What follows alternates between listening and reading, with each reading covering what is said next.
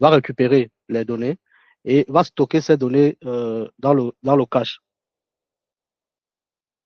Une fois qu'il va stocker les données dans le cache, le prochain client qui va essayer de se connecter n'ira plus chercher l'information en base de données, mais va récupérer directement les informations dans le cache pour retourner au client. Ça fait que la perception du client, ça sera que l'application est très rapide. Ça, c'est parce que la demande d'une connexion est coûteuse. Donc, du coup, l'accès au cache qui est en mémoire directement, c'est très rapide. Bon, maintenant, quelle est la problématique? Imaginons donc une situation où on a, par exemple, déployé notre application dans un cluster Kubernetes où on a lancé plusieurs pods. Ça veut dire notre application est démarrée en plusieurs instances. Une fois que l'application est démarrée en plusieurs instances, qu'est-ce qui se passe? Le client interroge la base de données pour récupérer l'information. La première instance de l'application récupère la donnée et met dans le cache. Là, il n'y a pas de problème. Le deuxième client, qu'est-ce qui se passe lui aussi? Lui aussi, il interroge la base de données pour récupérer l'information.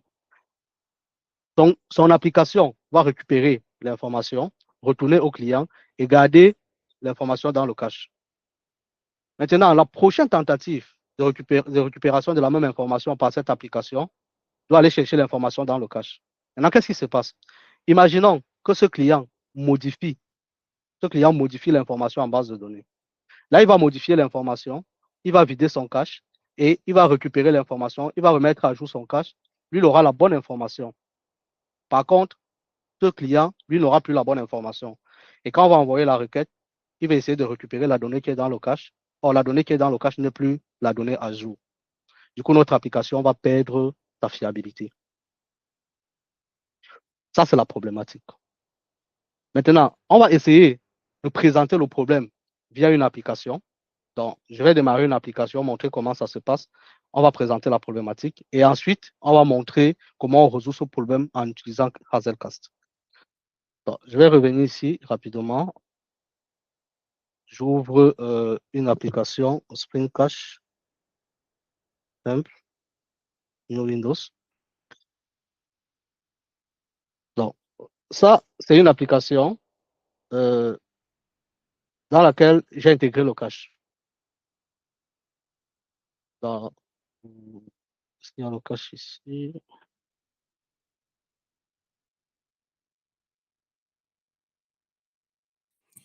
S'il vous plaît, vous pouvez zoomer un peu. C'est trop petit. C'est trop petit, ok. Je vais essayer. Ok. Je crois que pour zoomer, c'est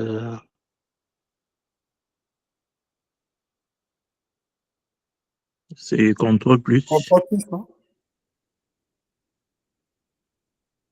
CTRL plus. Non. Contrôle, Je pense qu'il faut que tu ailles dans Settings. Je pense qu'il faut que tu ailles dans Settings. Le Settings.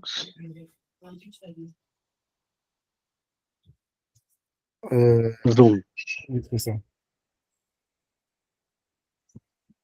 Voilà. C'est mieux là? J'en monte encore, je passe à 150. Non, 150, c'est mieux. Oui, c'est beaucoup mieux. Voilà, donc 150. Voilà. Donc, voilà une application Spring Boot dans laquelle j'ai intégré le cache. Donc, qu'est-ce qui va se passer? Donc, normalement, quand j'intègre le cache, je dois activer le cache ici. Donc là, je ne vais pas montrer toutes les couches. C'est une simple application hein, dans laquelle j'ai un utilisateur, j'ai une table user qui a un nom, un email, un ID. Et j'ai la couche repository, assez simple. Et j'ai une fonction qui permet de rechercher un utilisateur en fonction des paramètres qui se retrouvent dans son nom. Et là, j'ai le contrôleur. Donc, dans mon contrôleur, j'ai également appelé cette fonction. Donc, c'est un truc assez simple, assez basique. Et ici, j'ai activé le cache. Alors, une fois que le cache est activé, ça veut dire chaque fois que je vais requêter l'information, il va stocker la même information dans le cache. Et la prochaine fois que je vais requêter l'information, il ne doit plus aller directement demander à la base de données, il va directement récupérer l'information dans le cache. Donc, si je reviens ici, dans l'implémentation, ici, dans l'implémentation de la couche service, donc, le fan user by name contency, donc ici, s'il vient dans cette fonction rechercher l'information, on va m'afficher ce message, le Mokai. Par contre, s'il n'entre pas, ça veut dire que l'information a été récupérée du cache pour montrer un peu son principe de fonctionnement. Donc là, je vais démarrer cette application. Alors, cette application écoute sur le port 8010. Donc, je demande.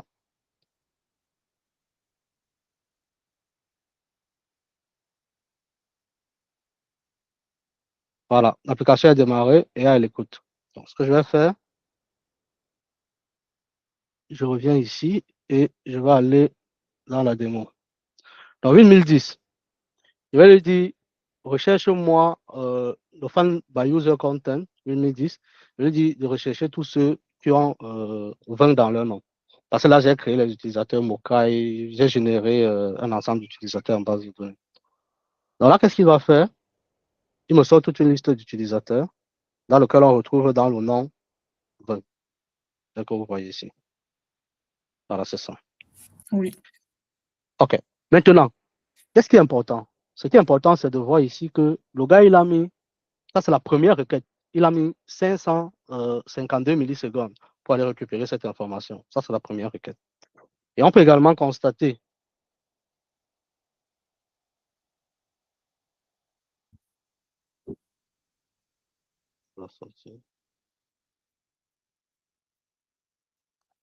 OK. Et on peut également constater dans la sortie ici, il a fait appel à notre service et a affiché le message de tout à l'heure.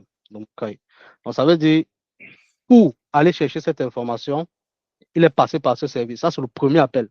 Et on s'est dit tout à l'heure, au premier appel, quand il récupère l'information, il stocke dans le cache. Pour que la prochaine fois où on va interroger la même application, qu'il n'aille plus chercher l'information en base de données. Donc, le fait qu'il affiche ce message veut dire qu'il est allé chercher l'information en base de données. Donc, il est passé par la couche repository. Et la couche repository, c'est la couche qui fait l'échange direct avec la base de données. Donc, je vais lancer l'appel pour la deuxième fois. Et là, vous allez voir ce qui va se passer. Quand je lance la deuxième fois, il me redonne la même information. Mais cette fois-ci, en combien de temps? En 7 millisecondes. Donc, on est parti de 500 millisecondes à 7 millisecondes. Et est-ce qu'il a refait appel à la base de données? Non. Il n'a pas refait appel à la base de données. Est-ce que vous voyez la différence? Maintenant, si par exemple, je désactive le cache ici, là, je vais désactiver le cache. Là, je désactive le cache, je vais relancer l'application. Attention. Je relance l'application sans le cache. Et là, vous allez voir, chaque appel, le gars, il va aller interroger la base de données. Il va aller interroger la base de données. Vous allez voir le message, le Mokai défiler à chaque fois qu'il va faire l'appel. Là, c'est quand le cache n'est pas intégré. Là, je fais l'appel, 400 millisecondes. Et si on regarde bien, il a fait appel à le Mokai. Là, le cache est désactivé. Si je lance pour la deuxième fois, vous allez voir, il a encore fait appel à le Mokai. Or, tout à l'heure, quand le cache était activé, alors il ne faisait pas ses appels. Jusque-là, on est bon. Oui. Alors, ce qu'on va faire maintenant, c'est la problématique que je montrais tout à l'heure. C'est-à-dire, dans la première application, je vais démarrer la même application en 2 instances. Et là, chaque application va stocker ses informations dans son cache. Et l'une des applications va modifier une information et on va voir que la deuxième application va continuer à dire cette information existe en base de données. Or, l'information a déjà changé. C'est là où il y a la problématique. Donc, je reviens ici. Ici, oui. Non, pas ça. Je ferme ceci. Par contre, ici. Voilà. Donc, je reviens ici, Open, j'ouvre deuxième application. Donc, la première, c'est exactement la même chose. Hein. C'est une copie, c'est exactement la même application. Ça, je vais fermer ça. C'est exactement la même application. Avec le fan by content, c'est la même chose. C'est vraiment copier-coller avec notre message de tout à l'heure, le Mokai. Là, il n'y a pas de souci. Donc, ici, le cache est activé. Il faut que je réactive le cache. Dans la première, oui, j'ai réactivé le cache, c'est bon. Donc, je redémarre la première application avec le cache activé, bien sûr. Et je vais redémarrer la deuxième application. Je vais démarrer la deuxième application. Il faut noter ici, la deuxième application écoute sur le port 8011. La première était sur le port 8010, la deuxième est sur le port 8011. Mais les deux tapent exactement sur la même base de données, Hazelcast BD. Si je reviens sur la première application, je reviens ici dans les propriétés Hazelcast BD. Donc les deux sont sur la même base de données. OK. La première application est hop sur le port 8010. La deuxième application est hop sur le port 8011. Qu'est-ce qu'on fait? On fait notre démo. Ce qu'on fera, c'est, alors, 8010 va interroger tous les utilisateurs qui ont 20 dans leur nom. C'est ça. Le cache est activé. Première requête, il met du temps, mais la deuxième requête, il met plus du temps. Il réduit son temps. Drastiquement, il coupe ça même en 50 pour récupérer. Et là, on a la liste des utilisateurs. Donc, on va modifier l'utilisateur 203. C'est-à-dire, on est dans la première application. Le gars a stocké l'information dans son cache. Non, avant de modifier, il faut que la deuxième application récupère également la même information. Donc, on va passer ici à 8011. Donc là, je change d'application. J'essaie de récupérer les informations. Le gars récupère exactement les mêmes informations. Sauf que si je remarque l'application qui est démarrée sur le port 8011, il a attaqué la base de données. Donc, il est passé par le Mokai. Là, il n'y a pas de souci. Mais si j'attaque pour la deuxième fois 8011, il ne part plus en base de données. Pareil, l'application qui a démarré avec 8010, il a attaqué la base de données pour la première fois. Il a stocké dans son cache. Donc, si j'attaque encore 8010, que voici, lui, il ne part plus en base de données. Là, on est d'accord. Et ce qu'on va faire sur l'application 8010, ça sera donc de modifier un utilisateur. Donc, on va modifier l'utilisateur. Remarquez bien, on va modifier l'utilisateur qui a l'ID 203. L'utilisateur sera bien modifié pour cette instance de l'application. Ça veut dire si on redemande de lister les utilisateurs, l'utilisateur 203, si je vais juste ajouter 3 dessus, là, il va toujours l'afficher, mais on va voir que il sera modifié pour la première instance de l'application, mais pour l'application 8011, les deux tapent sur la même base de données, mais pour la deuxième application, il va toujours nous remonter le 203. Comme pour dire, pour lui, l'information n'a pas changé. Et c'est là où il y a le problème. Et on va donc, après cette étape, on va montrer comment on corrige ce problème avec Hazelcast. Voilà. Donc, je modifie le 8010. Très bien, je suis sur 8010. Je vais prendre l'ID 203. Donc, on va modifier, retenez bien, on va modifier l'utilisateur 203. Donc, je vais venir update user ici. Je vais mettre là 203. 203, je vais modifier l'utilisateur 203. Intéressant, c'est que ici, c'est 203. C'est ce qu'il y a actuellement, 203. Et ici aussi, on a 203. Donc, je vais modifier. Au lieu de 203, tout simplement, il va ajouter 3. Je vais ajouter 3. Qu'est-ce qui va se passer? Non, on est sur 8010. Très bien. Qu'est-ce qui va se passer? 8010 va mettre à jour l'information. 8010 aura l'information à jour. Par contre, 8011 va nous dire, quand on va lister les utilisateurs qui ont 20, le gars il va nous ressortir toujours 203. Très bien. Là, le gars a mis à jour l'utilisateur 203. Maintenant, il est Mokai 2033. Mokai 2033. Donc, si je reviens sur 8010, ici, je lui dis, liste-moi les utilisateurs qui ont 20. Il va nous retirer Mokai avec 2033. C'est ça. Mokai avec 2033. Et là, le gars, il a refait un appel en base de données. Parce que tout à l'heure, après la modification, on vide le cache. Donc, il a constaté qu'il n'avait rien dans le cache. Il est reparti faire un appel en base de données pour mettre à jour son cache. Et là, si je relance, lui me donne toute l'information. Il est fiable. L'information qu'il a, c'est la bonne information, mais il ne part plus en base de données. Là, je vais basculer sur 8011. Lui, il va nous ressortir 203, mais il va nous dire que son nom, c'est toujours Mokai 203. Vous voyez? Il n'est pas à jour. C'est là où il y a le problème. Parce que chacun a stocké l'information dans son cache, mais une instance de l'application a mis à jour l'information en base de données. Mais celui-ci, comme il n'est pas au courant de cette mise à jour, il n'a pas mis à jour son cache. Du coup, il donne la mauvaise information au client. Et à cet instant T, notre application n'est plus fiable. Ça, c'est la problématique. Comment résoudre ce problème? Pour résoudre ce problème, on revient dans notre présentation. On met donc en jeu, pour résoudre ce problème, on vient donc avec ce qu'on appelle le cache mémoire distribué. C'est-à-dire, on va mettre en place un cache mémoire qui sera partagé entre toutes les instances de l'application.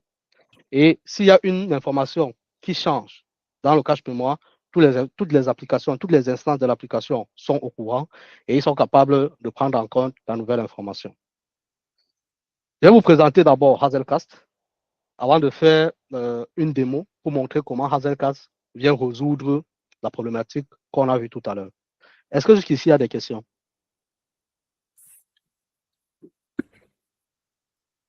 Est-ce que quelqu'un a une question jusqu'ici? Parce que s'il n'y a pas de questions, on va basculer directement sur Hazelcast. Oui, j'ai une question par contre. Oui. C'est de savoir si les deux applications tapent tous les deux sur une même base de données et qu'ils stockent leurs informations sur le cache, comment est-ce que à la prochaine demande, lui aussi, il n'essaye pas de consulter la base de données avant lorsqu'on a fait la modification, lui aussi n'essaye pas de consulter la base de données avant de redonner l'information. Là, je ne comprends pas. Voilà. En fait, le but du cache, c'est quoi? Le but du cache, c'est d'éviter de faire des allers-retours en base de données. C'est pour cela que lui, il a récupéré l'information. À sa première requête, il a récupéré l'information en base de données, il l'a mis dans son cache.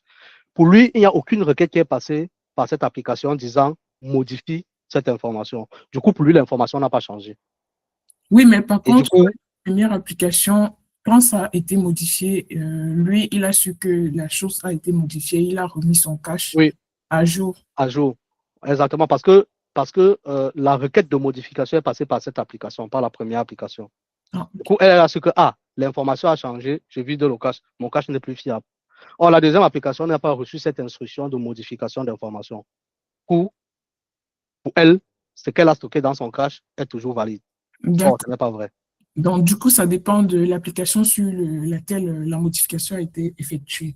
Exactement. Si je faisais la modification passant par l'application 2, l'application 2 devrait être fiable. Par contre, l'application 1 perdra ses informations, ne sera plus fiable. Parce que l'information qu'elle retourne n'est pas exactement ce qu'on a en base de données. D'accord, très bien, merci.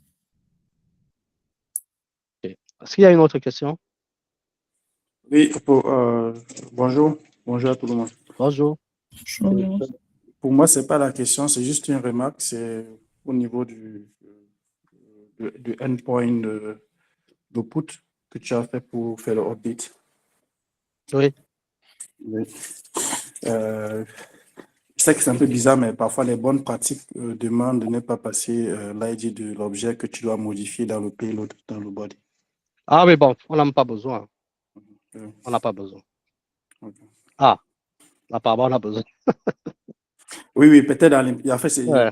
on le Oui, fait. dans l'implémentation. Oui, dans les bonnes pratiques, c'est pas bien de le faire. Ouais, je suis d'accord avec toi. Ou si tu fais ça, ça veut dire on n'a pas besoin de le passer. Soit si tu fais ça, ça veut dire que tu veux utiliser l'output peut-être pour les options de création. En fait. Là, c'est quand tu as l'ID et que tu vas essayer de remplacer l'objet. Tu veux utiliser pour la création et pas pour les updates. Oui, je suis d'accord avec toi. Normalement, dès que j'ai passé l'ID dans le paramètre, je n'ai plus besoin de le passer dans le code. Donc, comme j'ai dit, c'est juste un truc qui a été fait très rapidement comme ça pour montrer que tout marche, quoi. Ah ouais, là, c'est juste pour le dire. C'était pas ça, en fait. S'il y a des OK. gens qui... Merci pour la remarque. Merci beaucoup. OK. Est-ce qu'il y a une autre question? Juste une autre petite remarque. Le cache dans le cadre de ce que tu as fait, c'est pas que les données de la base de données qui sont cachées, c'est tout ce qui est calculé par le service apparemment. Bon, c'est vrai que le service récupère juste les informations de la base. Hein. Il ne fait pas. Le fait qu'il ne fasse fine. plus le système, le fait qu'il ne refasse plus le système pour out.println montre qu'il ne calcule plus rien dans le service.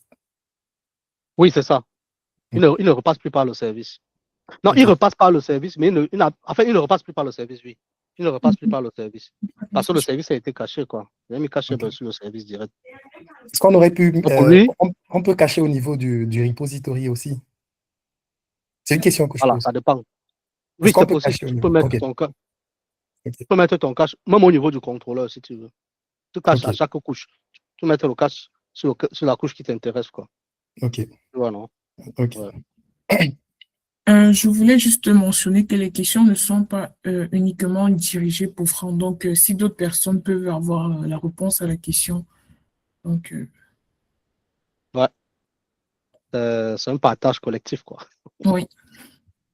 Voilà. C'est bon? On peut résoudre le problème parce que là, on a vu le problème clairement. Le problème qui se pose quand on utilise le cache. Mais si l'application est monolithique et qu'on a une seule instance, on n'a pas de problème. Tout est bon, tout est propre. Mais le jour où on passe à une application distribuée, là, on commence à avoir des problèmes. Donc, et aujourd'hui, donc, pour résoudre ce problème, les ingénieurs ont mis à notre disposition Hazelcast. Et Hazelcast, c'est un système très, très performant qui vient donc avec un système de cache mémoire distribué. Alors, je vais présenter Hazelcast et ensuite, on va faire une autre démo sur Hazelcast pour montrer comment la problématique est résolue. Alors, Hazelcast, comment est-ce qu'il fonctionne?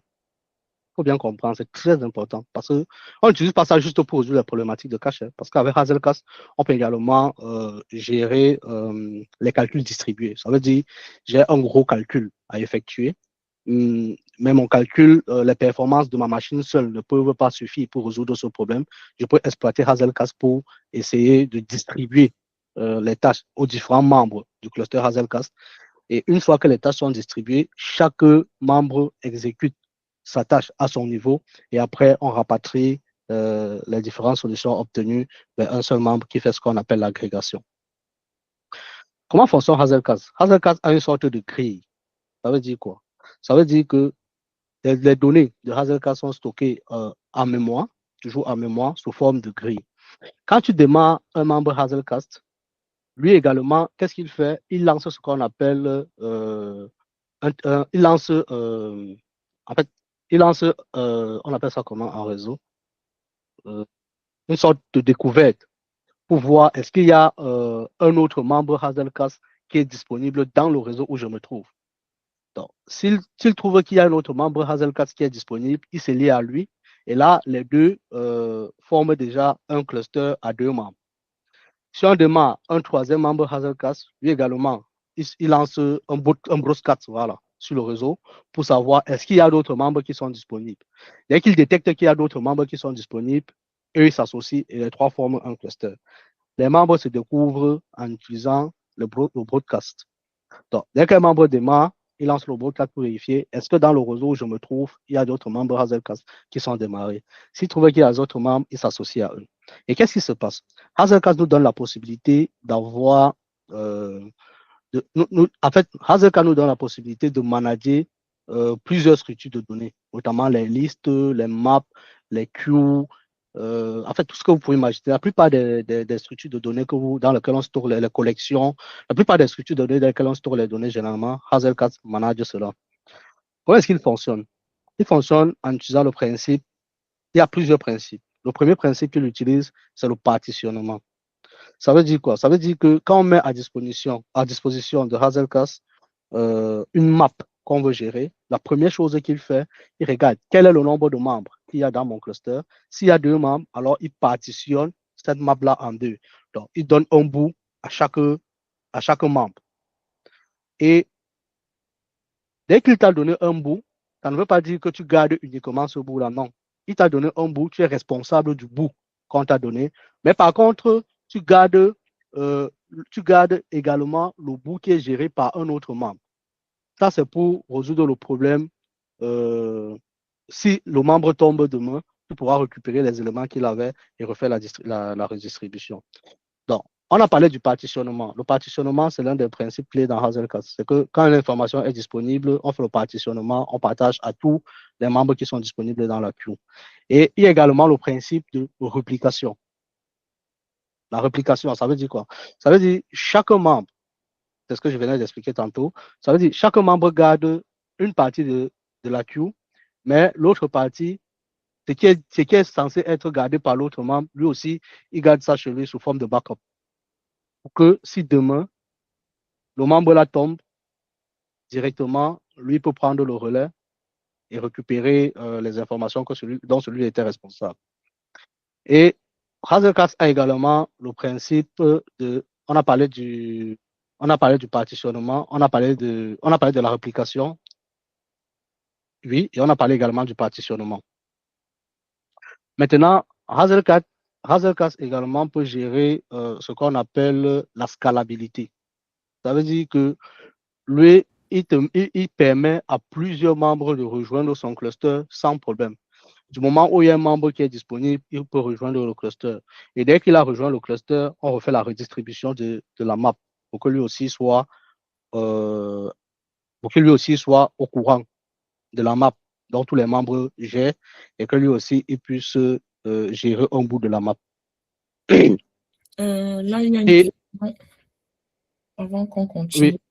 Oui. Comment gères-tu la cohérence des données entre les différentes instances distribuées? Voilà. Bon, la cohérence des données, ça dépend parce que c'est vrai que dans ma présentation, je n'ai pas représenté ça, c'est pas grave. Mais la cohérence des données, c'est géré comment? C'est exactement comme on l'avait présenté sur Kafka. C'est que les données sont stockées sous forme de tableau. Tu vois? Les données sont stockées sous forme de tableau, sous forme de grille mémoire. Donc, moi, j'ai ma partition. Si on dit que ma partition, si je zoome ici, vous pouvez voir. Voilà. Voici là une grille mémoire ici. Et moi, j'ai ma partition, c'est ce qui est bleu là, uniquement de ce qui est bleu. Donc, comme je m'occupe uniquement de ce qui est bleu, ça ne veut pas dire que le deuxième membre qui s'occupe également de ce qui est noir, moi aussi, je garde ce qui est noir, au cas où, si demain il n'est pas disponible. Mais au fond, j'ai toute la liste. Donc, le membre 1, au fond, il a toute la liste. Pourquoi? Parce que si tu lui demandes quel est le nombre total d'éléments qu'il y a dans la liste, il ne doit pas te dire que le nombre total d'éléments, c'est uniquement ce que je détiens, qui est 4 éléments. Non. Il va te dire que le nombre total, c'est tout ce qu'il y a dans la liste. Je ne sais pas si tu comprends. Est-ce que c'est bon pour la personne qui a posé la question? D'accord. Oui. Voilà. Très bien. Du coup, ce que je vais faire, je vais essayer de vous montrer. Donc, on a parlé, il faut retenir les 4 thèmes, c'est très important. Il y a le principe du partitionnement. Ça veut dire que chaque fois qu'on reçoit une queue, on distribue la queue à tous les membres du cluster. C'est ça le partitionnement. Chacun est responsable d'une petite partition. Ça, c'est le premier principe. Le deuxième, maintenant, c'est la réplication. La réplication, ça veut dire, oui, je suis disponible de cette partie, je suis responsable de cette partition, mais je donne également cette partition à quelqu'un d'autre pour que si demain, je ne sois pas disponible, que cette personne puisse répondre aux questions liées à ma partition. Ça, c'est le deuxième principe. Maintenant, il y a la scalabilité. La scalabilité, c'est pour dire, si on introduit un nouveau membre dans le cluster, il ne doit pas perdre de vue. Le nouveau membre qu'on a introduit dans le cluster doit être capable de gérer la même queue que nous. Donc, dès qu'on introduit un nouveau membre, on refait la distribution et chacun prend un bout de la queue. Le quatrième principe, donc, c'est la tolérance au panne. Ça veut dire qu'une fois que tu as inclus Hazelcast dans ton architecture, la tolérance au panne liée aux données que tu stockes en cache ou alors liée aux données que tu as distribuées n'existe pas. Ça veut dire si il y a un élément du cluster qui tombe, rien n'est perdu. Un deuxième élément tombe, rien n'est perdu. On va d'ailleurs voir ça tout à l'heure.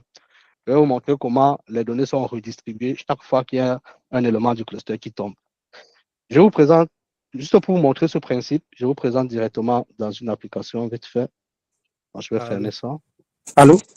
Oui. Oui, j'avais juste une question. Là, Oui. tu as parlé de la scalabilité et tu as répondu en disant que c'est les membres de... En fait, si tu démarres une nouvelle application qui est intégrée avec des configurations, elle va rejoindre le cluster. Là, c'est en termes de nombre de... Oui. Mais par contre, je voulais poser la question par rapport si, par exemple, tu as un membre d'une application qui modifie de manière en fait, ça modifie autant de fois les données, en fait.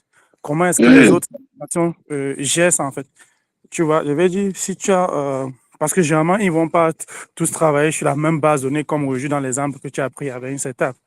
Généralement, parfois, c'est Oui, plusieurs étapes et qu'il y a des modules qui fonctionnent sur un ensemble de données, en fait. Il fait un truc précis, comme un microservice, il fait un truc précis dans bien un domaine précis, oui. précis. Et, Oui, et donc, ça peut être que les données qu'ils produisent sont tellement modifiées à chaque fois et qu'il y en a des services qui en dépendent. Est-ce que dans ce cas-là, comment est-ce que la scalabilité dans ce sens, ce n'est pas comment est-ce que euh, Hazel Cache fait la synchronisation en fait de manière rapide pour pouvoir répondre à tous ces besoins-là. Parce que là, par ok. exemple, quelques millisecondes, tu as pris une information que tu dois utiliser et il y a une application qui vient de la modifier aussi. Au cours du traitement, comment est-ce que tu gères ça? Comment est-ce que ça gère? Très bien. Et la deuxième, c'était au niveau de tolérance forte tolérance, comme tu as parlé là. Est-ce que ça veut dire aussi que s'il y a un module qui est censé modifier une certaine donnée et que parce qu'elle est tombée en panne et qu'il y a son Q qui est en fait la partie du Q qui devait gérer, qui est dans le cluster de Hazel Cache, ça veut dire que les autres applications continuent toujours à fonctionner avec cette donnée-là. Peut-être elle n'est plus valide. Comment est-ce que ce genre de situation se gère? Ok. Je vais commencer par la deuxième question, qui est la tolérance aux pannes. Alors, quand je parle de la tolérance aux pannes, il s'agit de quoi? C'est que si, par exemple, on a dit, on a une liste qui est gérée par 3 membres, c'est-à-dire, je suis un membre, tu es un membre, et Bridge est un troisième membre. Ce qui se passe, c'est que moi, je suis un membre, je garde un bout de la liste. Toi, tu gardes un bout de la liste, et Bridge, lui aussi, garde un bout de la liste. La question que tu poses, c'est de savoir si tu modifies, si tu modifies un bout de ta liste directement et tu tombes en panne, comment est-ce que Bridge saura que le bout de la liste, si tu as modifié? C'est ça ta question, si Non, j'ai non, bien c'est pas compris. ça. C'est pas ça. En fait, ma question, c'est, par exemple, je prends un exemple. Tu as deux applications qui font peut-être la Oui, modification. Il y a l'autre qui gère les cartes bancaires et l'autre qui gère les utilisateurs. oui, Et entre-temps, il doit y avoir une liaison entre la carte, telle carte appartient à tel utilisateur. Peut-être avec les noms, oui, le nom d'utilisateur dessus. Et qu'il arrive que oui. le module qui gère les cartes, quelque part, lui, il fait des modifications sur le nom de l'utilisateur.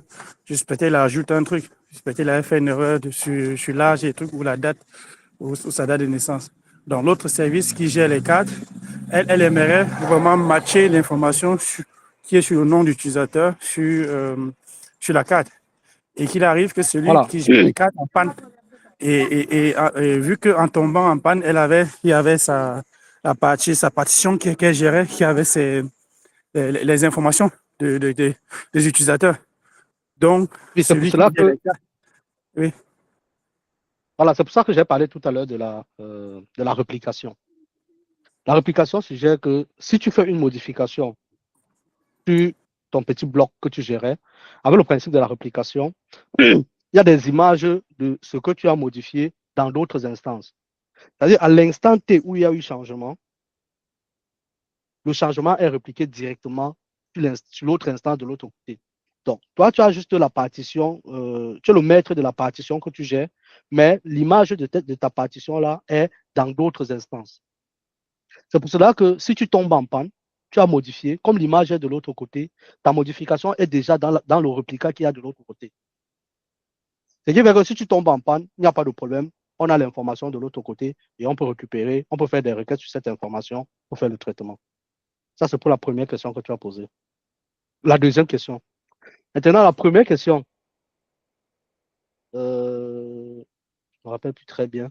J'ai perdu un peu, en cherchant la solution à la deuxième, j'ai perdu un peu la tête sur la première question. S'il te plaît, tu peux me rappeler ta première question?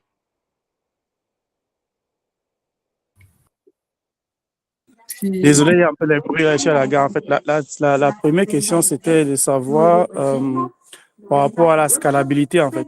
Genre, si tu as un service, si tu as un service qui modifie ses données de manière constante et comment est-ce que les autres services font pour, pour utiliser. En fait, s'il en dépend des données de cette dernière, comment est-ce que Oui, oui. En fait, synchronise, en voilà, j'ai fait. bien compris, je me rappelle. Oui, je me rappelle. Alors, il faut noter, la scalabilité ici dont je parle, c'est vraiment une scalabilité dans le sens où ce n'est pas la scalabilité du genre, tu augmentes un nouveau membre, certes. Mais la scalabilité dont je parle, c'est j'ai augmenté un nouveau membre. Qu'en est-il de la queue qu'eux ils géraient? Donc, la queue qu'ils géraient est redistribuée. Quand j'augmente un nouveau membre, le nouveau membre entre, il y a une liste qui était là, gérée par 2 membres. Le troisième membre entre, on récupère la liste qui était gérée par 2 membres. Désormais, il y a 3 membres. On redécoupe, on partage aux 3 membres qui sont disponibles. Maintenant, si le troisième membre fait une modification, la modification, ce n'est pas lié à son service. La modification est liée à la queue. S'il fait une modification plutôt dans la liste qui est partagée, en ce moment, avec le principe de la réplication, tout le monde est au courant de sa modification. Même s'il fait la modification et il tombe, tout le monde est déjà au courant. Il ne faut pas voir ça dans le sens du service applicatif lui-même. Non. On parle là d'un espace mémoire qui est partagé. C'est de ça qu'il s'agit en fait. C'est l'espace mémoire partagé. Je fais une modification dessus. Une fois que j'ai fait la modification, avec le principe de réplication, ma modification se retrouve déjà dans toutes les instances. Du coup, même si je tombe après ma modification, on est aware de l'information que j'ai modifiée et on peut l'exploiter. C'est bon? Je crois qu'il y a une... Comme je disais, c'était Oui, pas par rapport à tomber, je parle de comment est-ce que, en fait, moi, en fait, je comprends bien le principe, mais j'aimerais juste que tu réponds à la question de comment est-ce que la synchronisation se fait. Est-ce qu'il y a peut-être dit que c'est très rapide, la synchronisation non, avec les non, services? Là, c'est la non, modification. non, regarde, attention. Là, le cache mémoire dont on parle, si j'ai une liste qui gère les cartes, par exemple, j'ai une liste qui gère les utilisateurs, les deux ne sont pas liés. Hein. C'est 2 espaces mémoire différents, Franck, déjà. Oui, je pense qu'il y avait quelque chose à rajouter aussi par rapport à ça. ah, ok. Donc, on va laisser, il va rajouter. Je pense qu'il allait dans le même sens par rapport à ça. Non, je vais faire juste un commentaire et c'est ce que Moka est en train d'expliquer là tout à l'heure. D'accord. Tu peux nous expliquer un peu ton commentaire, s'il te plaît? C'est exactement ce qu'il est en train de dire. Si tu as 2 services, gestion des cartes et gestion des utilisateurs, les 2 services qui partagent les bases de données différentes ne partagent pas les mêmes espaces mémoire. Du coup, on n'est plus dans le Voilà, c'est contexte de ça. la présentation. On est dans un contexte où on a une application qui est déployée plusieurs fois et qui partage une base de données. Et du coup, partage le même espace mémoire. C'est ça, en fait. En fait, si tu as un En service fait, qui si gère les... je comprends bien, je voulais, en fait, peut-être si j'avais raté l'intro, si je comprends bien, c'est une seule application qui gère en fait, une seule application avec peut-être plusieurs instances. En fait, disons, ils aient la même, C'est comme ça, ce que tu as présenté là, oui. Ah, ok, je comprends, en fait. c'est Moi, ça. j'étais plus dans la logique où tu as une application et que tu as une mémoire, en fait, tu as une cache distribuée, un peu comme, oui, une cache vraiment distribuée, sur laquelle d'autres applications s'appuient aussi pour gérer les caches et les données les données sont utilisées par les autres services, en fait. Bon, désolé, j'avais mal compris la présentation. Non, c'est pas grave. On est là pour apprendre. OK. Donc, Merci. du coup, t'en prie. Du coup, je vais présenter un peu comment Hazelcast, lui, va gérer le principe de la scalabilité, du partitionnement, de la tolérance aux pannes. On montre ça avant d'attaquer maintenant dans une application Spring Boot. Donc, ici, je vais démarrer un membre Hazelcast. Ce membre Hazelcast, c'est simple, c'est tout simple. Quand tu regardes dans la documentation, c'est exactement ce code-ci. C'est exactement comme ça qu'il présente. C'est très simple. Il y a une grande documentation qui est bien fournie pour Hazelcast. Donc ici, qu'est-ce que je vais faire? Je vais supposer que j'ai une map dans laquelle je vais stocker des clients. Et là, je vais stocker 1000 clients dans ma map. Je vais stocker 1000 clients. Et une fois que j'aurai stocké mes 1000 clients, je vais ajouter 2 autres clients, le client Mokai et le client Doomsop. Et ensuite, je vais demander de me lister, de m'afficher le client 4 et le client 3. Il va me les afficher. Et également, je vais lui demander tout simplement de me donner la taille de ma map. Donc, on va considérer que le cache mémoire qu'on veut mettre à disposition de tous les membres, c'est la liste ou alors c'est la map des clients. Donc, c'est la liste des clients. Donc, je vais démarrer. Avec la démo, vous allez bien comprendre. Donc là, j'ai démarré. Très bien. Donc là, il a démarré. Il me dit, il constate que dans ma liste, il y a 1002 membres. Et il me dit, voici un membre ici. Donc, il y a un seul membre pour le moment. Et le voici. Mais dans ma liste, il y a 1002 éléments. Mais dans mon cluster Hazelcast, il y a un seul membre. Jusque-là, on est bon. Maintenant, je vais ajouter un autre membre à mon cluster Hazelcast.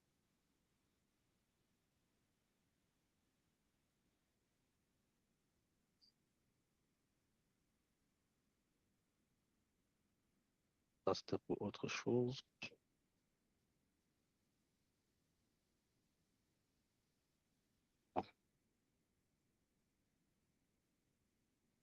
Très bien.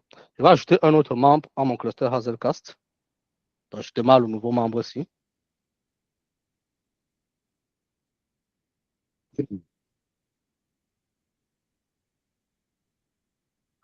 OK. Tu vois, là maintenant, dans mon cluster, on a deux membres. Hazelcast. On a deux membres. Quand le premier a démarré, il a juste fait un broadcast. Il a découvert qu'il y avait un autre membre. Il était seul. Il a dit, bon, pour le moment, je suis seul dans le cluster.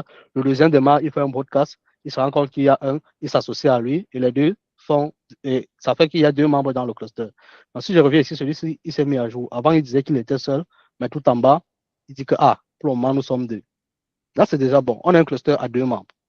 Et vu que les deux se partagent la même map, qui est la liste des clients, comme dans la liste, il y a 1002 éléments, il y aura une sorte de repartition. Ça veut dire que chacun sera responsable d'une partition. Mais comme on ne peut pas voir ça dans cette interface, parce que si tu lui demandes d'afficher la taille, tout le monde va dire j'ai 1002 éléments. Tu vois, lui dit la 1002. Le deuxième ici, il va aussi dire j'ai aussi 1002. Mais il affiche qu'il a 1002, mais il est responsable d'un petit bout. Maintenant, pour voir ce petit bout, il y a ce qu'on appelle le Hazelcast Management Center. Et le Hazelcast Management Center, c'est une interface graphique qui nous permet de voir les différents éléments qu'on manage. Je vais l'ouvrir là.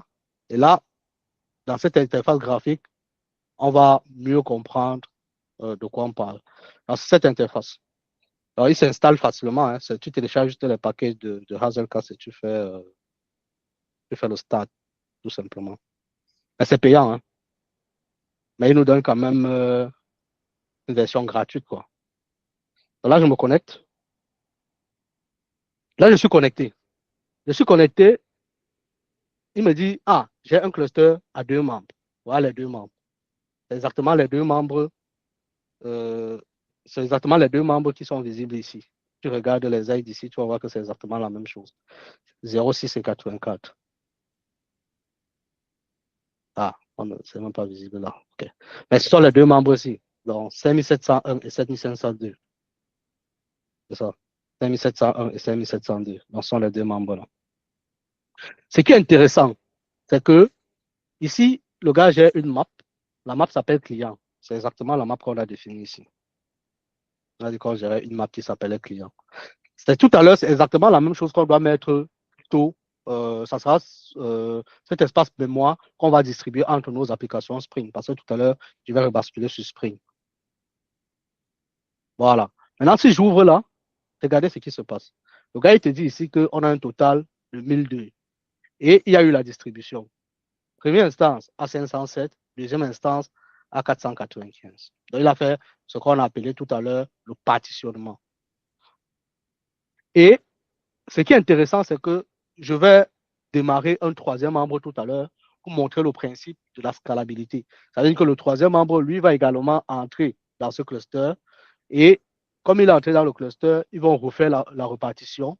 C'est Hazelcast qui se charge de faire ça. Il refait la repartition et il donne un petit bout à tout un chacun, à chaque membre. Donc là, on va démarrer.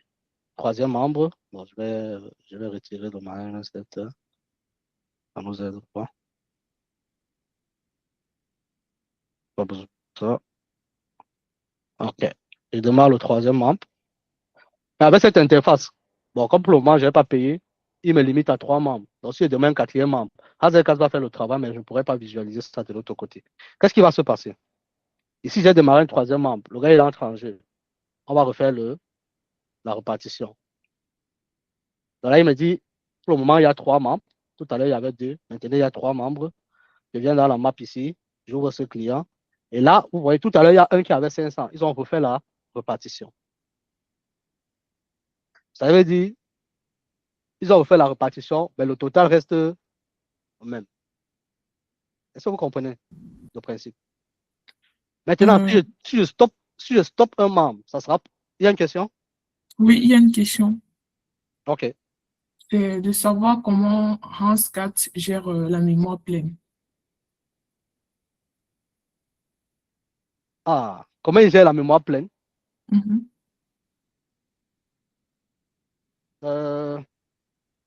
Comment il gère la mémoire pleine? Je ne comprends pas la mémoire pleine. En fait, la mémoire pleine, c'est la limite de la mémoire. C'est exactement parce que puisqu'il store les données dans ta RAM, en fait, ça sera la limite de ta RAM. Tu veux dire, si le stockage qui est disponible, c'est exactement la taille de ta RAM. C'est ça la question. C'est ça le but de la question pour la personne. Ouais, effectivement, oui. Ah, bon, on est d'accord. En fait, si la taille de ta RAM, c'est peut-être 2 mégas et que tous les données qu'il a à sa disposition, c'est 2 mégas, on est d'accord il va limiter le stockage comme les autres, en fait. Mais ce Est-ce qui est qu'il y a un intéressant, c'est mécanisme que. de rotation? Est-ce qu'après un certain Oui, bien nombre de sûr. temps, les données sont libérées? Non, pas libéré. En fait, Attends, j'explique. Ce qui se passe, c'est quoi? Si, parce qu'on a plusieurs membres. Les membres, c'est pas. Là, je suis sur la même machine. Mais les membres peuvent Mhm. être des ordinateurs différents, tu vois. Maintenant, si on Mhm. se rend compte que le membre 1 n'a plus assez de RAM, tu vois, il va dire, OK, dans la redistribution, je vais donner moins d'éléments au membre 1 parce qu'il n'a pas assez de mémoire pour le stockage. Et je vais donner plus d'éléments au membre 2 qui a assez de stockage. Maintenant, si la question de la personne, c'est de savoir, et si on se retrouve dans une situation où il n'y a plus de stockage sur tous les 3 membres, alors là, si on n'a pas bien dimensionné notre cluster, on ne pourra rien en fait. Mais s'il y a quand même la mémoire disponible dans un des membres, alors là, il va donner plus de charge à ce membre-là. Il sait le faire. OK, merci. T'en prie. Bon, là, on a vu le principe, la scalabilité, parce qu'on a ajouté un membre, il a intégré le cluster et on lui a donné aussi une charge directe. Maintenant, on va voir, on a vu également le principe du partitionnement. Tout à l'heure, on avait 1002 éléments. Ça a été reparti aux 3 membres. Maintenant, on va supprimer un membre. Ça, c'est pour voir le principe de la tolérance au panne. En supprimant un membre, il va repartir les données sur les 2 membres disponibles. Donc, du coup, je suis désolé, membre 2, celui que je vais supprimer. Alors là, il est supprimé. Si je reviens dans Hazelcast, il va détecter ça automatiquement. Il y a un membre qui a disparu. Il va refaire la répartition tout en excluant celui-là. Je vais essayer d'actualiser. Là, pour le moment, on me dit qu'il y a seulement 2 membres. Vous voyez, il a refait la répartition. Il a constaté qu'il y a un membre qui a disparu et il a refait la répartition. Mais vous voyez qu'on a toujours 1002 éléments. Le gars a disparu, il n'est pas parti avec ce qu'il avait. Pourquoi? Parce qu'il y avait donc le principe de la réplication qui était là. Les données qu'il avait étaient redistribuées aux autres membres, au cas où il n'est pas disponible. Ouais, c'est ça qui s'applique là. Est-ce qu'il y a des questions? Maintenant, s'il n'y a pas de questions, on va montrer donc comment on peut exploiter Hazelcast pour faire le calcul distribué. Ça veut dire, j'ai un calcul à faire, je donne un petit bout à chaque membre du cluster Hazelcast, il fait le calcul et il revient me donner la somme. C'est bon pour ceci? Oui, je pense que c'est bon, hein, si personne n'a OK, nickel. S'il n'y a pas de questions, ça veut dire que c'est bon. On va continuer. Donc là, ce qu'on va faire, bon, je vais laisser les membres là actifs, mais je vais vous présenter le principe donc, de calcul distribué. Ça vous entend quoi? On va toujours partir sur une liste. Donc, on aura une liste de peut-être 1000 ou 10 000 éléments. On va vouloir faire la somme. Donc, vous pouvez imaginer ce que vous voulez, mais dans l'exemple qu'on a, on a une liste de 10 000 éléments. On va vouloir faire la somme des 10 000. On sait qu'au finish, on aura 10 000. Mais la somme sera faite dans chaque machine, dans les différentes machines qu'on a à notre disposition. C'est exactement ça ici. Donc, qu'est-ce qui se passe? J'aurai désormais dans mon cluster, donc, je vais redémarrer le troisième membre d'abord. Très important.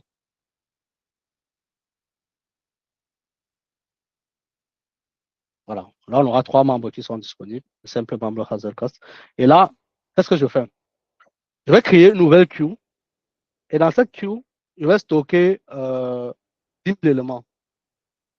Ce sont donc, je vais créer une map. Et dans cette map, je vais stocker 10 000 éléments.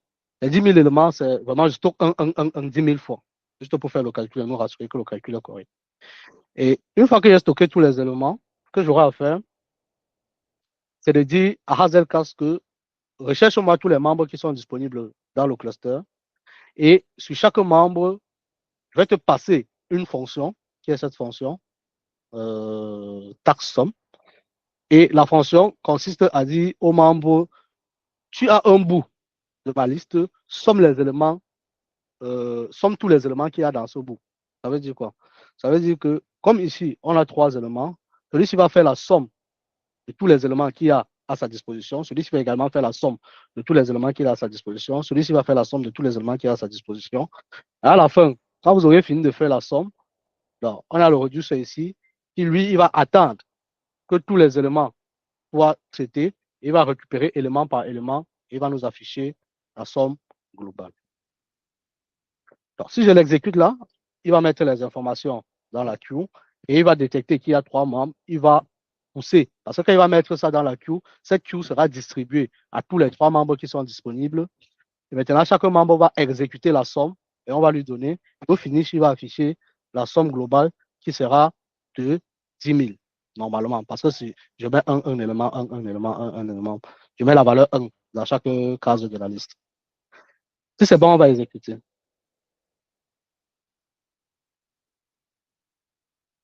Voilà.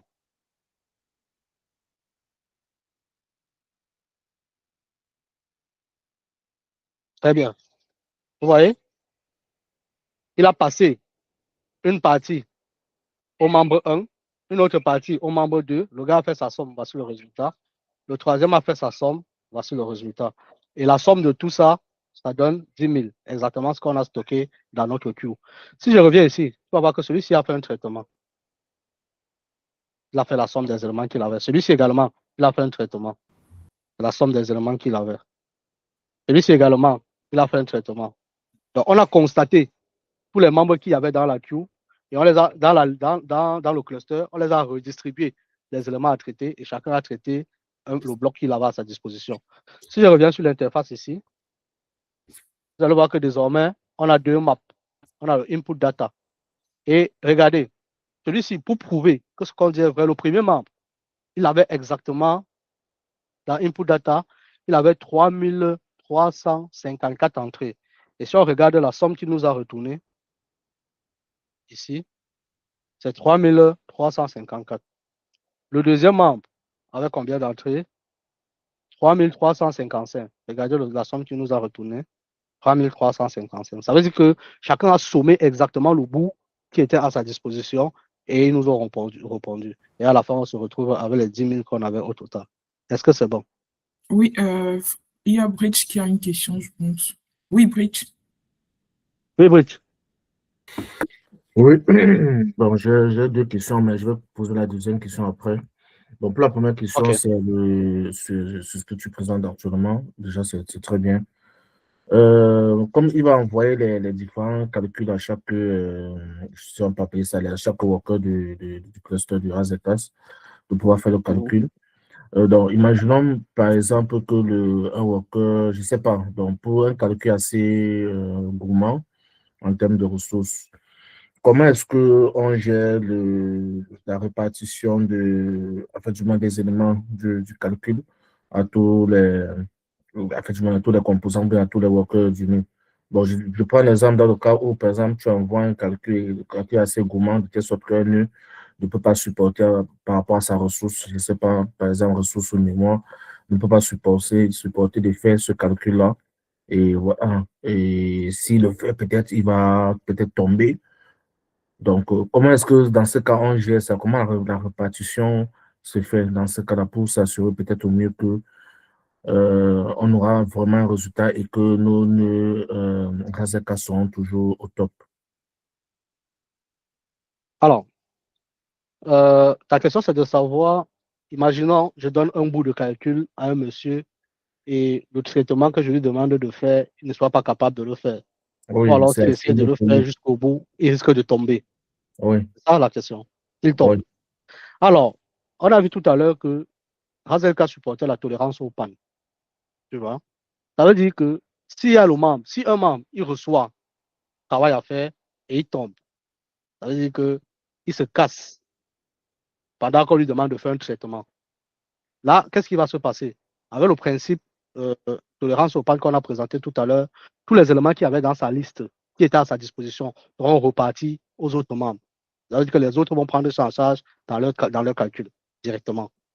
Ça veut dire qu'au lieu de sommer 3354, comme l'autre est tombé, forcément, la liste de celui-ci ne sera plus, la liste du deuxième ne sera plus seulement, imaginons que c'est le premier qui tombe, celui-ci. Lui, il est tombé, lui, il avait à sa disposition 3354 éléments. On lui demande de faire la somme de ces éléments, il tombe en cours de chemin. Dès qu'il est tombé, à l'instant où il est tombé, comme on a présenté tout à l'heure, il y a répartition des charges. La charge qu'il avait, on repartit directement aux membres qui sont disponibles. Et comme on va repartir ça aux membres qui sont disponibles, eux, ils vont prendre ça en charge dans leur calcul. Donc, du coup, ça sera transparent pour Hazelcast. oui, je suis d'accord, mais sauf que ça ne répond pas encore à ma question. J'ai dit, par exemple, le workflow est envoyé à tout le monde, tous les nœuds de Hazelcast. Et que chaque nœud, par exemple, ne peut pas supporter de faire le calcul dont tu l'as envoyé. Comment ça se passe? Comment est-ce que, je vais dire quoi? Comment est-ce que la répartition depuis le client qui fait la consommation vers le cluster Razeka, comment est-ce qu'il peut, de manière optimale, répartir le calcul sur l'ensemble des nœuds? Est-ce que c'est Non, en Razeka fait, de gérer ou bien est-ce que c'est une forme d'implémentation en fait? non, regarde, il donne le calcul, il te dit, comme par exemple, le calcul a donné ici, c'est fais la somme. Il lui dit, fais la somme des éléments de ce tableau que tu as dans ta mémoire. Tu vois ce qu'il lui demande, voilà le travail qu'il demande de faire. Fais la somme des éléments de ce tableau. Ce n'est pas lui qui dit que Hazelcat a déjà dit, OK, toi, ta mémoire était de 2 mégas, ça pouvait supporter 50 éléments maximum. Je te donne donc 50 éléments. Et la fonction que je suis en train d'expliquer maintenant, qui est le calcul distribué, il te dit, OK, comme tu as déjà ça à ta disposition, alors somme ça. Et la question que tu poses, c'est que, OK, il m'a demandé de sommer, mais moi, je n'ai pas la force. La requête qu'il m'a envoyée, là, quand je veux l'exécuter, je tombe en panne. C'est ça ton problème. Oui. Et moi, je réponds en disant, OK, tu m'as donné un travail de faire.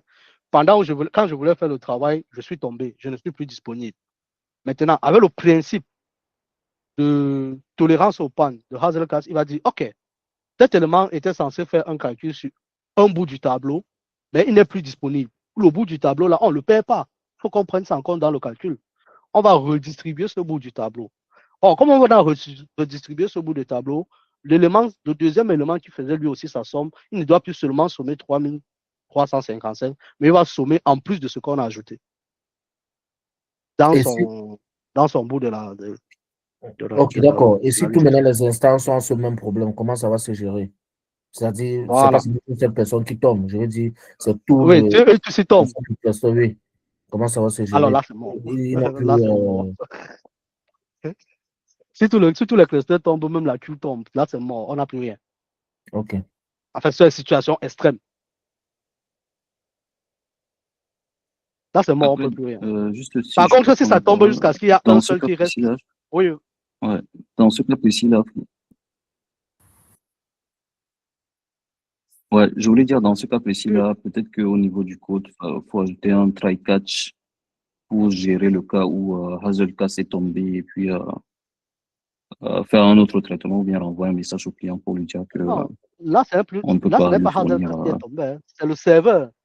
Ce n'est pas Ouais, Hazelcast, c'est le serveur. Du moment où le serveur est exactement. allumé, Ouais. Hazelcast n'a pas lu. Et là, si le serveur tombe, on ne peut plus rien. Ouais, d'accord. Si une instance tombe, avec le principe de réplication, les données sont répliquées un peu de partout, il n'y a pas de souci. Mais si tous les trois tombent, comme Brice dit, dans une situation extrême, on ne peut rien. Parce que même l'application ne peut plus tourner en ce moment. Tout est tombé, tout est KO. On a terre, quoi. Maintenant, si on est dans un cluster cube, par exemple, et que l'application tombe avec le principe des déploiements et des réplicas 7, alors là, les autres instances vont être démarrées automatiquement, ils vont se redécouvrir, mais le calcul ne sera pas fait. Sauf si on relance la tâche. Voilà. Est-ce que c'est clair jusqu'ici? Ok, Bridge. Voilà, c'est bon pour toi. Voilà. Là, on a présenté le calcul distribué. Donc, Hazelka nous donne la possibilité de faire le calcul distribué. Il nous donne même également la possibilité de gérer les topics. Un peu comme on a vu avec Kafka, où tu faisais un producer, les autres faisaient les consommateurs, ainsi de suite. Hazelka se donne également la possibilité de gérer ça, mais bon. Ce n'est pas trop le but. Parce que la dernière fois, si vous vous rappelez, quand on présentait Kafka, parmi ses concurrents, on avait cité aussi Hazelcast. Parce que lui aussi donne la possibilité de manager les topics, quoi. Si vous regardez ici, voilà toutes les storages possibles que Hazelcast peut gérer. Vous voyez? Donc là, il y a les maps, il y a, il y a le cache même aussi, il y a le multimap, il y a les listes, il y a les sets, il y a les PN counters, je ne connais même pas, les fake ID generator. Maintenant, si on revient ici, dans messaging ici, vous voyez qu'il peut gérer également les queues, il peut gérer les topics, il peut gérer également les reliable topics. Voilà. OK. Maintenant, on va exploiter notre Hazelcast dans notre application Spring Boot pour résoudre le problème qu'on avait tout à l'heure. Donc, je reviens ici. Alors, là, c'est juste quelques slides pour définir le slide de définition Hazelcast. On a vu que c'est une plateforme de calcul distribuée en mémoire. On a montré ça tout à l'heure. Il permet le stockage des traitements de données à haute vitesse. Voilà, justement, parce que lui, il fait accès directement à la mémoire. Il ne peut pas faire des demandes de connexion à la base de données pour récupérer les informations. Donc, accès mémoire plus rapide. C'est une architecture distribuée scalable. On a montré le principe de la scalabilité. On a vu également qu'il faisait des broadcasts pour découvrir les membres qui sont disponibles. Solution de cache distribuée et de grilles de données.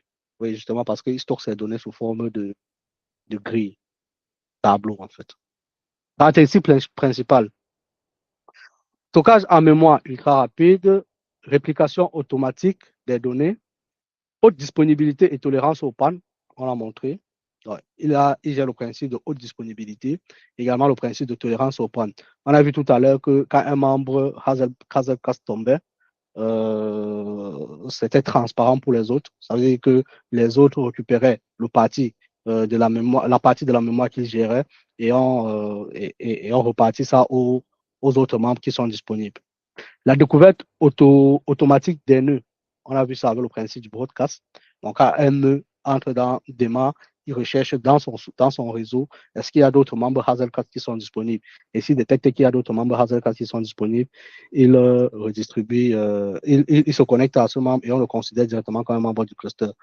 Pas de point unique de défaillance.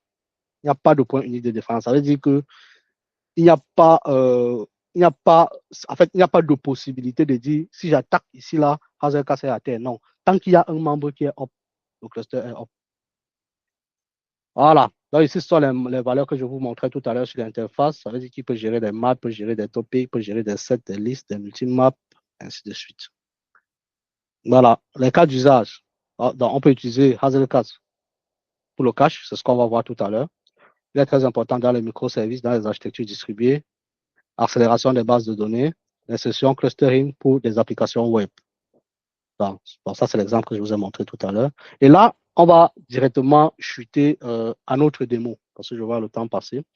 On va chuter à notre démo. Et notre démo, c'est la résolution de la problématique qu'on a posée au début. Comment est-ce qu'on résout ça avec Hazelcast? Et là, j'ai deux applications que j'ai mis à notre disposition ici. Je vais stopper celui-ci. Bon, je vais stopper tous ces membres aussi. Ils ont fini leur boulot.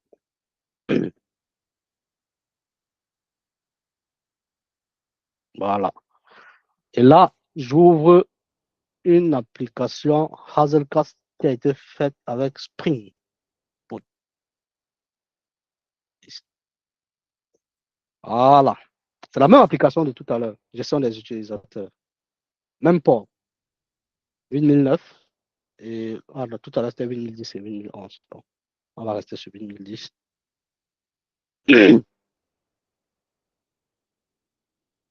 Et la deuxième instance, j'ouvre la deuxième instance ici. Win2, très bien. New Windows. Et on a 2010 et Application Properties. Ah non, 2011 ici alors, ok. Très bien. Voilà. Donc, voilà. Donc, on a nos deux instances d'application. C'est exactement la même chose que tout à l'heure. C'est-à-dire, on a une couche data, un utilisateur, la gestion des users, le nom, son email, son ID. Au niveau de la couche repository, on a juste ajouté la même fonction que tout à l'heure pour la recherche d'un utilisateur en fonction de son contenu. Et on a le service. Dans le service, il y a plusieurs fonctions, on s'en fout, on ne doit pas tester tout ça. Mais c'est cette fonction qui nous intéresse, rechercher un utilisateur. Et on l'a également mis au niveau du contrôleur ici. Voilà, il est où? Ici. Voilà, tout simplement, c'est une application basique, quoi. Enfin, le but, c'était juste de montrer comment résoudre le problème. C'était pas parce que là, ça, le développement de cette application ne respecte pas vraiment les bonnes pratiques. Parce que si on se rend compte que c'est mon user de la base de données, c'est mon objet de la base de données que je fais retourner directement, mais c'était pas ça le but. Normalement, je dois mettre les DTO, les trucs de ce genre, mettre les maps, ainsi de suite. Mais bon, c'était pas ça le but. Du coup, ici, j'ai la première application qui va écouter sur 8011 et la deuxième application va écouter sur 8010. Le but, c'est quoi? Ici, j'ai ajouté Hazelcast. Je vous montre ici. J'ai ajouté une nouvelle dépendance, Hazelcast, et qui n'y avait pas de l'autre côté. Voilà, c'est ça. C'est cette dépendance. Pour les autres aussi, c'était pour autre chose. Hein. C'est pas important pour nous. C'est cette dépendance que j'ai ajoutée, Hazelcast. Et également, ce fichier dans lequel je lui dis, OK, il peut faire le multicast. Voilà. Il peut faire le multicast pour découvrir les autres membres. Et là, ici, également, je toujours enable caching pour lui permettre de mettre en place le cache mémoire. Voilà. Et là, je vais démarrer l'application. Première application.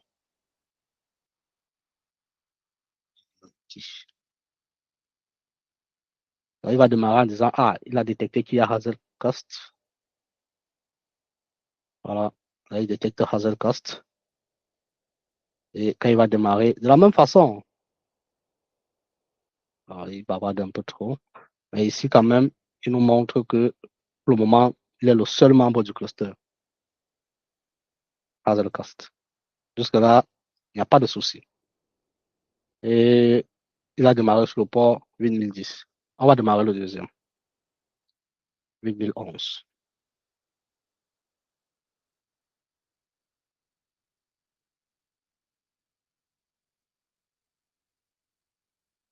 Voilà. Maintenant, on a démarré et là, on se rend compte qu'il y a deux membres dans notre cluster Hazelcast. Ce qu'on va faire, on va essayer de... C'est la même requête qu'on faisait tout à l'heure, hein, mais sauf que c'est sur deux applications. Les applications sont différentes. Ça veut dire, ici, je vais aller sur 8010, je vais demander de me lister les utilisateurs. Ici, voilà, très bien. Donne-moi les utilisateurs qui commencent par 20. Très bien. Première requête, il nous trouve un Mokai, tant. Il a mis assez de temps, 6000 millisecondes. Il n'y a pas de problème. Et il a toujours affiché notre message. Ça, c'est quelle application? 8000, ça, c'est 8011. Très bien. Et ici, qu'est-ce qui est ouvert? 8010. OK. 8011 est où?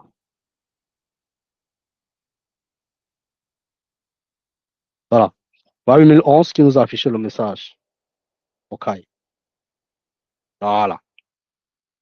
Si je rappelle encore pour la deuxième fois, normalement, avec le cache qui est activé, tout à l'heure, c'était 6000 millisecondes. Maintenant, c'est 46 millisecondes. Et là, il n'appelle plus Mokai. On ne voit plus Mokai passer. Alors, attention, c'est ici. Il y avait Mokai ici, et là, on ne doit plus voir Mokai. Très bien. On a un seul Mokai. Ça veut dire qu'il n'a plus fait accès à la base de données, il n'a plus demandé accès à la base de données. Ça, c'est le premier point. On est sur 8011. On va basculer sur 8010. On fait la même chose. 8010.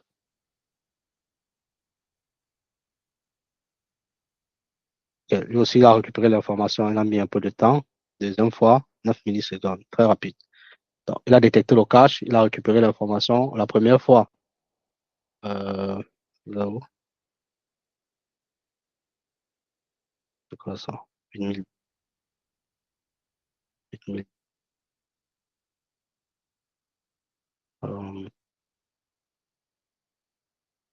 C'est quoi ça? Ah, Hazelka Spring.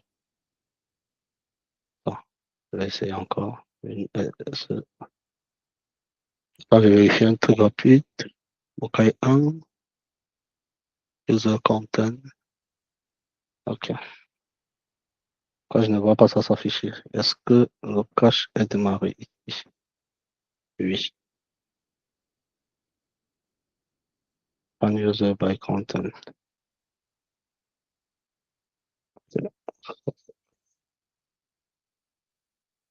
J'ai deux membres. Bon, je vais essayer encore.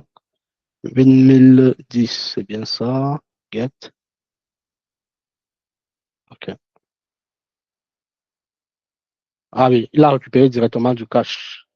Du coup, il n'a même pas tenté l'accès à la base de données. Très bien.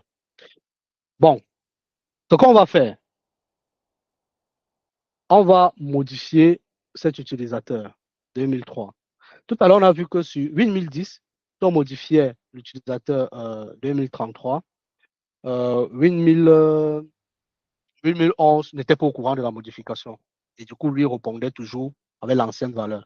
Donc, si je reviens ici sur 8011, on va voir que 2033, c'est notre Mokai 2033 qu'on avait tout à l'heure. Mokai 2033, 8011, Mokai 2033, 8010, Mokai 2033. Voilà, 2010, Mokai 2033. Donc, on va modifier ça. Et une fois qu'on aura modifié, on va modifier l'ID 203 et là, on va mettre Mokai 203 tout simplement. Update. Voilà. Et là, on va mettre Mokai 203 tout simplement comme ça.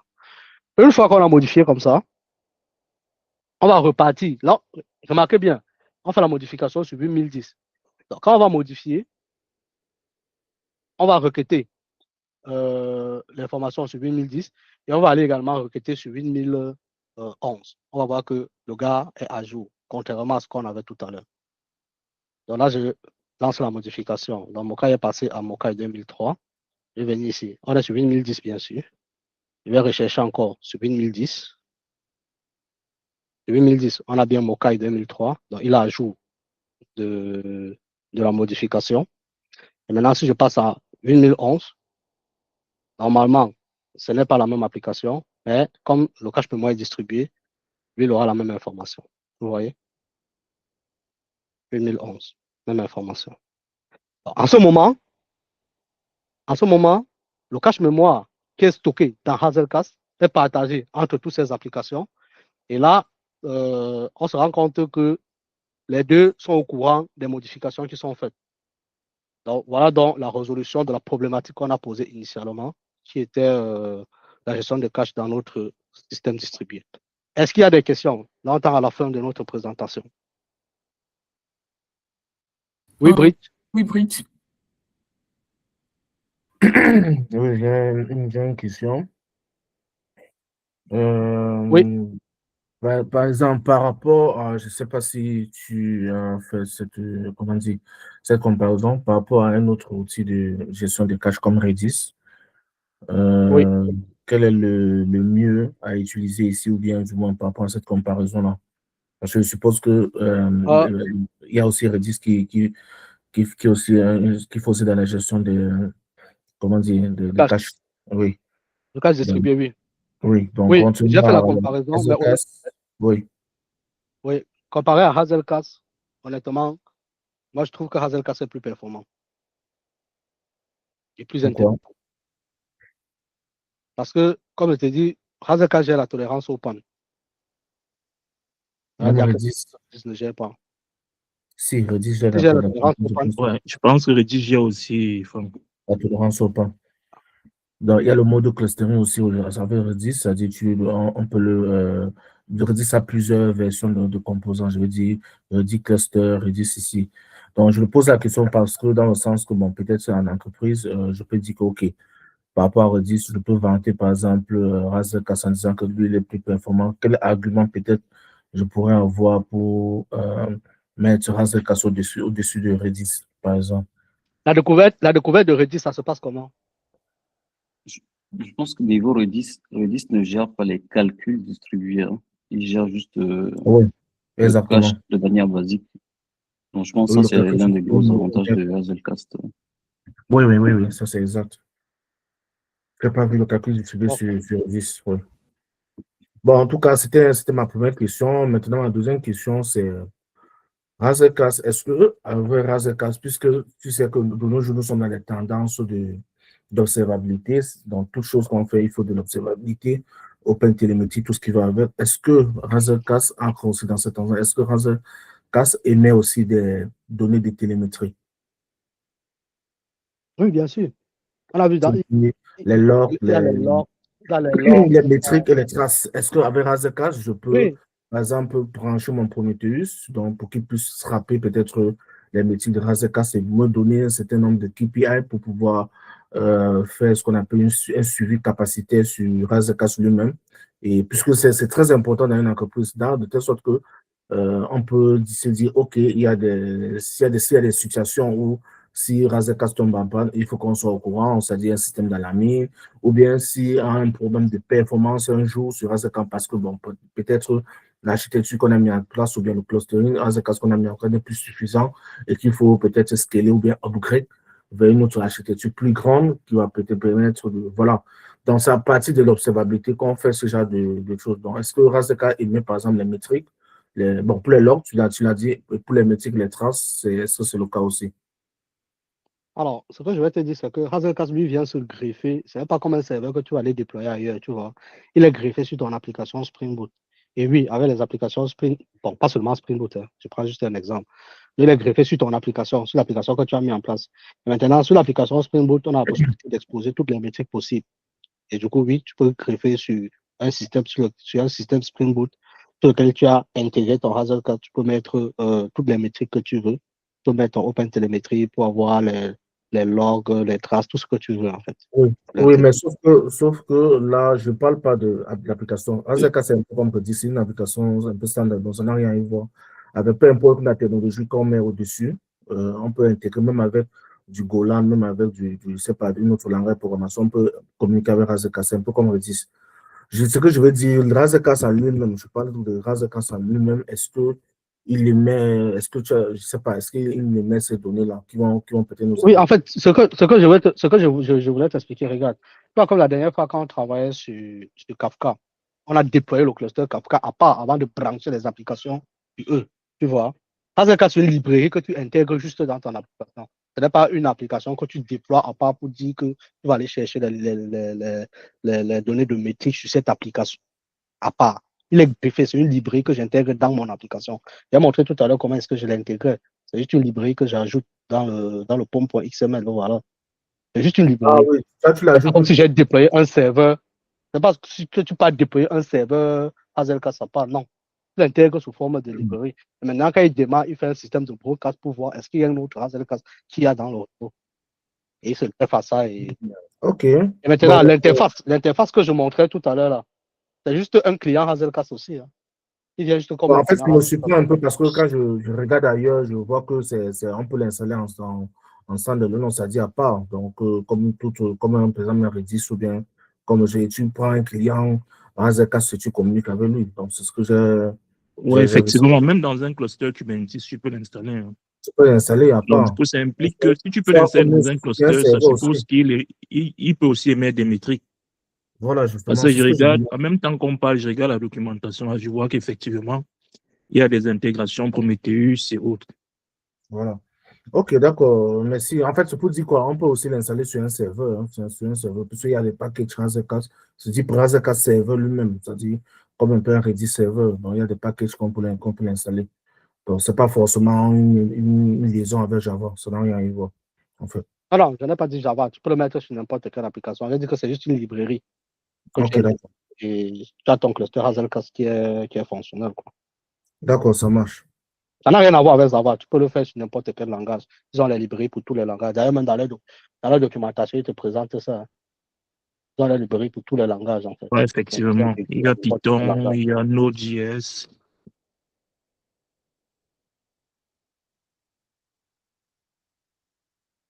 Voilà. Est-ce que quelqu'un d'autre a une question, une préoccupation?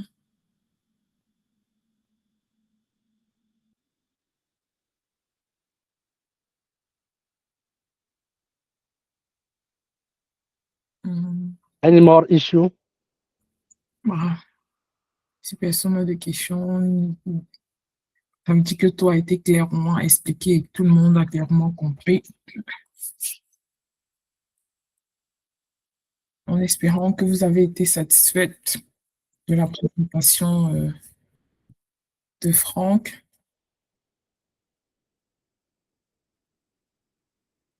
Je pense qu'il y a Denilel qui est en train de lever la main. Bonjour à Ok. tous. Oui, Delinel. Ouais, merci pour la présentation. Mais ce que je voulais te demander, c'est comment est-ce que tu gères les mises à jour pour lorsque c'est dans la librairie. Est-ce que tu pars juste dans ton fichier, boum, tu changes la version. Donc, s'il faut monter la version, comment est-ce que ça va se passer? Oui, c'est juste dans le fichier pom.xml ici. Tu mets la nouvelle version, la version que tu veux. Maintenant, si la nouvelle version a peut-être différentes façons, différentes fonctionnalités, par exemple, s'il a changé peut-être la signature, des trucs comme ça, alors il va te présenter ça dans ton implémentation et tu vas corriger. Et sinon, c'est juste au niveau du groupe, oui, tu fais la montée en version. Ok, ça marche. Merci. Juste une autre question. Tu as dit au niveau de l'interface Hazelcast Management, pour avoir accès à ça, il faut, quand tu as plus de 4 clients, il faut que ça soit payant, c'est ça? Oui, c'est ça. Ok, donc il n'y a pas un autre moyen Quand de tu as plus de 4 l'installer en membres, mode 4 membres, ok. Il n'y a pas un moyen de l'installer en mode, je veux dire, de ton côté et réussir à le faire marcher. Le paiement, c'est vraiment en fait, pour ce que l'accès. j'expliquais, Ouais. oui, en fait, ce que j'expliquais, c'est juste pour la visualisation, hein. Mais sinon, en arrière-plan, si tu as même 50 membres en arrière-plan, ils peuvent tourner sans problème. Mais si tu veux visualiser comment se font les répartitions, quels sont le nombre de membres, le Ouais. nombre de maps, tout ça, si tu veux visualiser tout ça, c'est là où tu as besoin de cette interface. Sinon, tu peux avoir plus de 20 membres si tu veux en arrière-plan. Les gars vont faire leur répartition de charges, ils vont faire leur tolérance aux pannes, tout va bien se passer. Mais si tu veux visualiser, c'est juste l'écran que tu vois. Si tu veux gérer ton cluster Hazelcast à partir de cette interface, c'est là où tu as besoin d'une licence. Quand tu as plus de 4 membres. Ok, mais est-ce qu'avec les logs ou bien avec la lib, tu peux quand même avoir, par exemple, dans ta console, toutes ces informations-là? Genre les topics, Ça, est-ce que tu peux les afficher? oui, tu peux décider. Par exemple, moi, par Ok, exemple, bon, ici, je n'ai pas affiché, mais dans l'application-ci, par exemple, là, je peux loguer ce que je veux, en fait.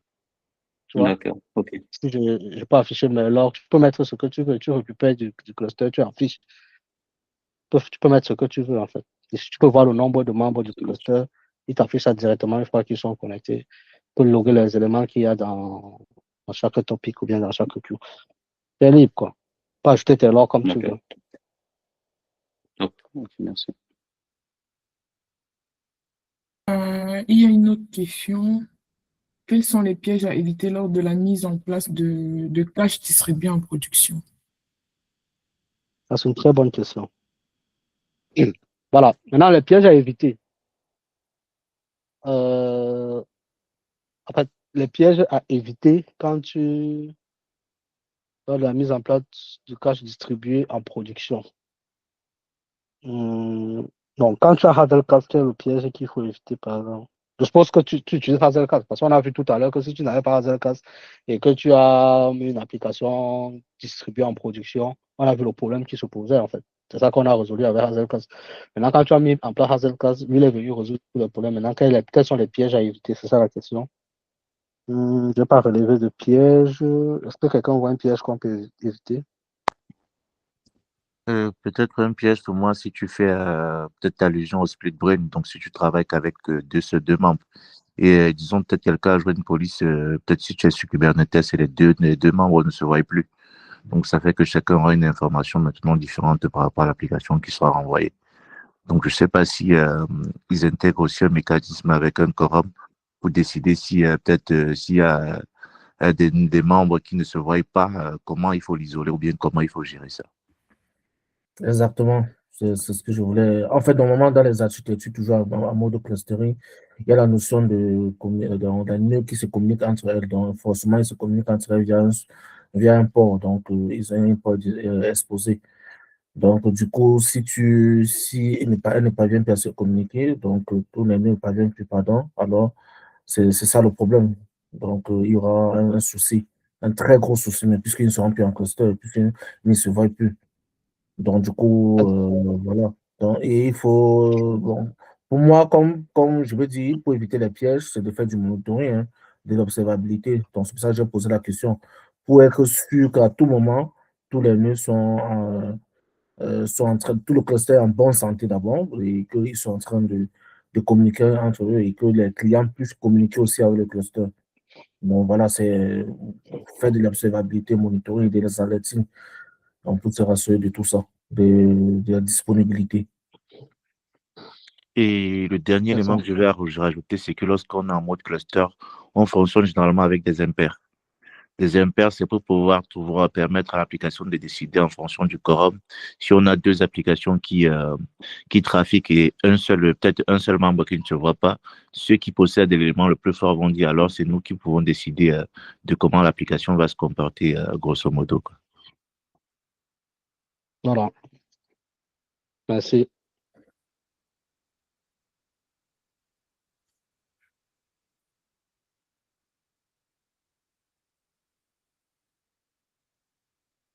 Voilà. J'ai une question. Est-ce que par rapport aux licences, est-ce qu'on sait si tu peux avoir une licence qui limite, par exemple, en fonction du coût de ce que tu payes, être limité sur ce que tu utilises quand tu as Hazelcast? Parce que, comme on parlait de convaincre une entreprise sur son utilisation, si on va convaincre pour acheter quelque chose qui a, je vais un peu utiliser une métaphore, on ne va pas acheter un camion pour accompagner un enfant à l'école maternelle. Il y a plein d'options. Est-ce qu'on peut payer juste pour ce qu'on va utiliser? C'est ce que je vais demander. Alors, je comprends ta question, hein. Honnêtement, pour moi, comme j'ai dit tout à l'heure, on paye beaucoup plus pour l'interface, quoi. Pour l'interface d'administration que vous avez vue là. Donc, si en entreprise, tu peux décider que bon, il y aurait juste besoin de 5 ou 10 membres, pas besoin de façon. J'ai pas. Attends, on peut voir même sur la documentation, les licences, est-ce qu'ils ont quitté ça? Genre, je peux dire, ok, je paye la licence uniquement pour telle chose. Puis moi, je ne sais pas si eux, ils teignent de la licence vraiment pas utile.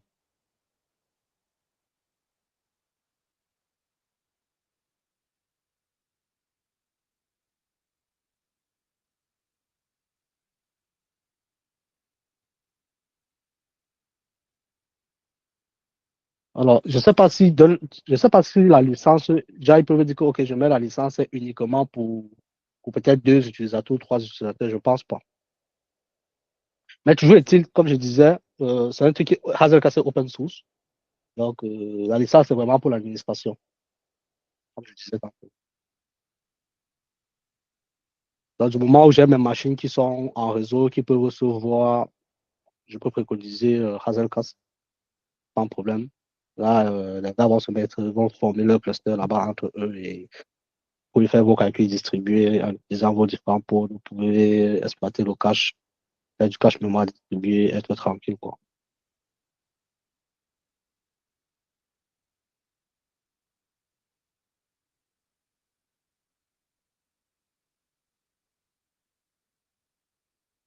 Voilà. Ok. C'est bon pour les questions.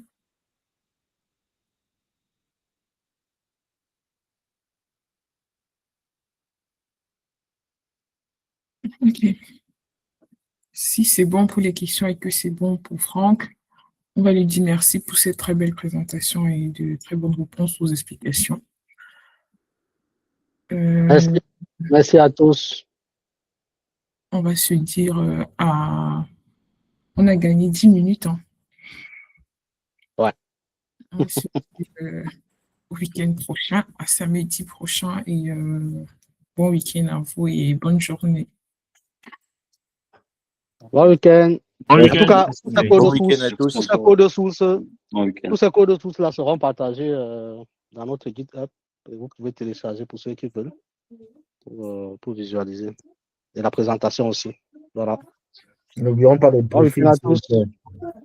N'oublions pas le briefing.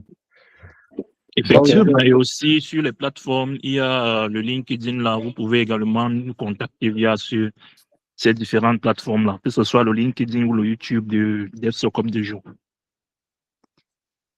Voilà. Bon week-end. Bon week-end à tous. Ok. Bon week-end à tous.